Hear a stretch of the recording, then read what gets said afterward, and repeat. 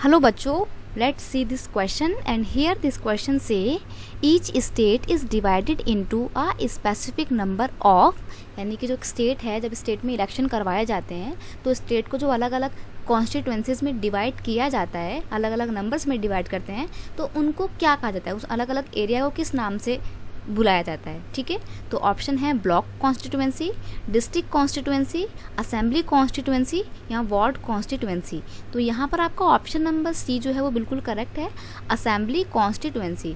इसको आप कुछ इस तरीके से समझ सकते हैं, जैसे कि मान लीजिए कोई बड़ी सी स्टेट है, ठीक है, यहाँ पर इलेक्शन कंडक्ट करवाने हैं।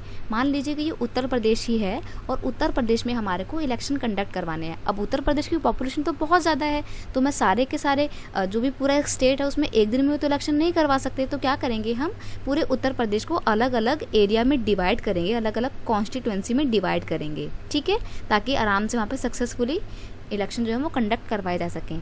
अब जो यहाँ पर अलग अलग एरिया, जिनमें जो अलग अलग एरिया में एक स्टेट को डिवाइड किया गया है, तो वो जो अलग अलग कॉन्स्टिट्यूएंसीज थी, इनका नाम क्या था, इनका नाम था असेंबली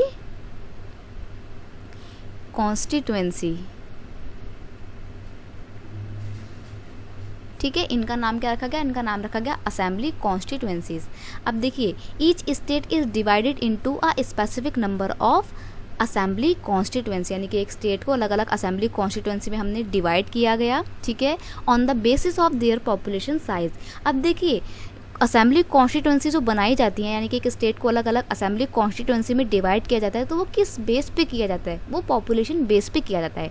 यानी कि जिस स्टेट की पॉपुलेशन जितनी ज़्यादा होगी वहाँ पे उतनी ही ज़्यादा असेंबली कॉन्स्टिट्यूएंसीज देखने को मिलेंगी। ठीक है, अब देखो, जैसे हम बात करते हैं उत्तर प्रदेश की, तो उत्तर प्रदेश में तो पॉपुलेशन बहुत ज़्यादा है। ठीक है, वहीं अगर हम नॉर्थ ईस्ट की कोई सी भी स्टेट लेते हैं, जैसे हम अरुणाचल प्रदेश लेते हैं, तो यहाँ पर पॉपुलेशन बहुत कम है। तो हम ये तो नहीं कर सकते ना कि मान लीजिए अगर उत्तर प्रदेश में 50 कॉन्स्टिट्यूएंसीज हैं, मान लीजिए 50, हालांकि है इससे ज़्यादा ही है कॉन्स्टिट्यूएंसी, लेकिन मान लीजिए अगर 50 कॉन्स्टिट्यूएंसी हैं यूपी में, तो क्या अरुणाचल प्रदेश में भी 50 होंगी?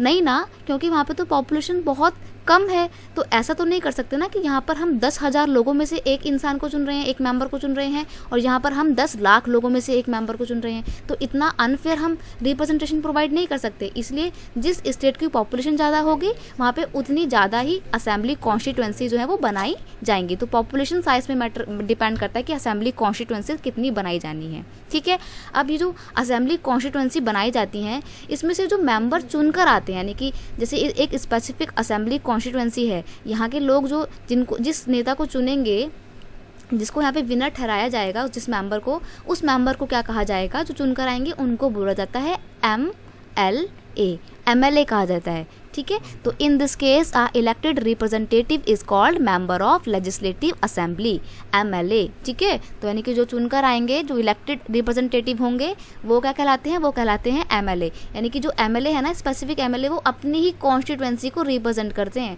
यानी कि यहाँ पे रहने वाले जितने भी लोग हैं, इन सब लोगों को रिप्रेजेंट कौन कर रहे हैं, ये वाले MLA रिप्रेजेंट कर रहे हैं।